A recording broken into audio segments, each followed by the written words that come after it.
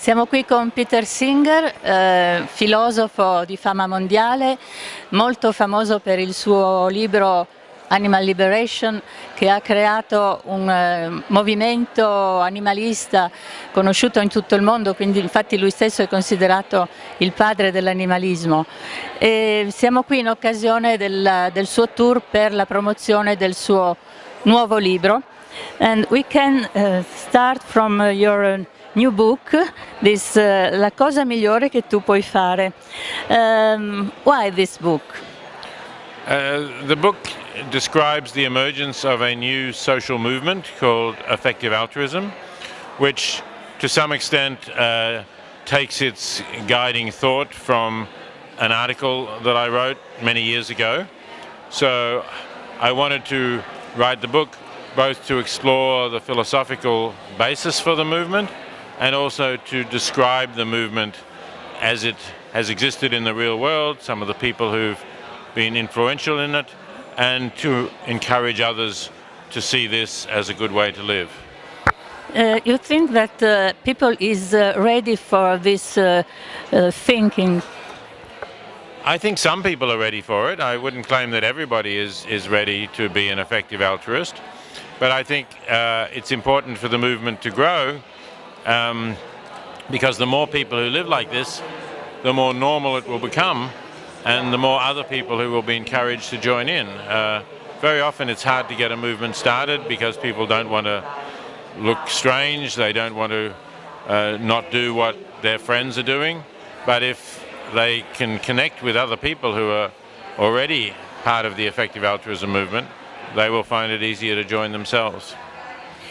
You wrote Animal Liberation in the 70s. You think things are changed about animal rights in the 40 years? A lot of things have changed over the past 40 years regarding animal rights. There have been some changes in the way we keep animals, some new laws that prohibit some of the worst forms of confinement of farm animals, which I talked about in Animal Liberation. There's also been a growing acceptance of the idea that animals matter, that there are certain things we should not do to them. And there has also been a great increase in the number of vegetarians and vegans. And that's very encouraging. I mean, 40 years ago, you couldn't even use the word vegan. Nobody would know what it meant. But now we see vegan restaurants. I just had lunch at one here in Torino yesterday. These things just would not have existed when the book was written. But many people now love animals. They say that they love animals, but many people eat them. Why? Well, people's love for animals is often very divided.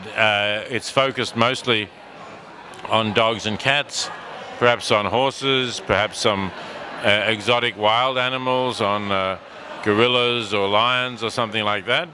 But it's definitely not usually focused on pigs or chickens or cows. And so people have this division in their head.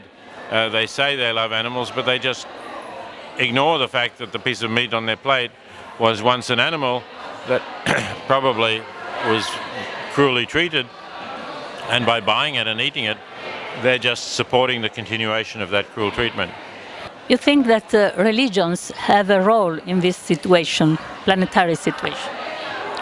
Certainly religions should be trying to encourage us to avoid causing animals to suffer, and they should also be encouraging us to avoid eating meat because eating meat is a major contributor to climate change, and religions, like anybody, should be concerned about the future of the planet and future generations. So in this context, it was very pleasing to see Pope Francis's encyclical, Laudato Si, which certainly represented a step forward for popes and the Roman Catholic Church. And I hope that that will be continued and it will be pushed through in terms of practical teaching of the Church to make kindness to animals, the avoidance of meat, especially from factory farms. I would like to see that become part of Catholic teaching. You talk Laudato Si, but Laudato Si justify in some way the vivisection in some cases. It did, but I think we have to be realistic here. While people are continuing to eat meat from literally billions of animals, which they don't need to do, which is bad for their health, which is bad for the environment, I don't think we can expect them to reject experiments on animals which they believe may be necessary to cure cancer or heart disease or other things that they and their friends are going to die from. I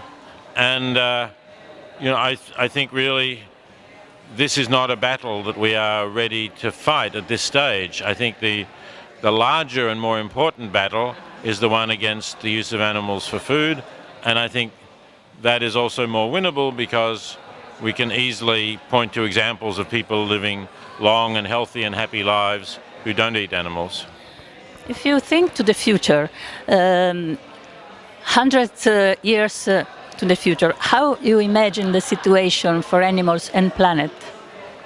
I hope that in 100 years we won't be eating animals anymore. We'll be eating a lot of plant-based alternatives. No doubt there'll be new ones which we don't have yet, as well as the ones that we do have.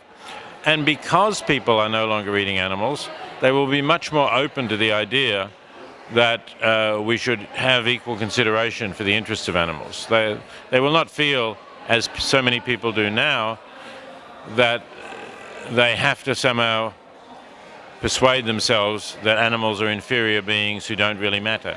Because obviously if you're eating meat all the time, it's very hard to do that if you recognize that what you're eating is a living, or was a living sentient being whose life mattered and who suffered and who was killed just so that you could eat it.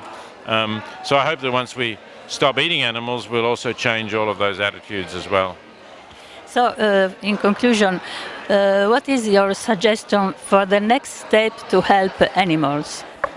Well, I think the next step is to continue to spread the idea of vegetarian and vegan living, and in the meantime, to make people more aware of what is going on in factory farms where they do not see inside and they do not know, but still so many people buy the products of factory farming at supermarkets.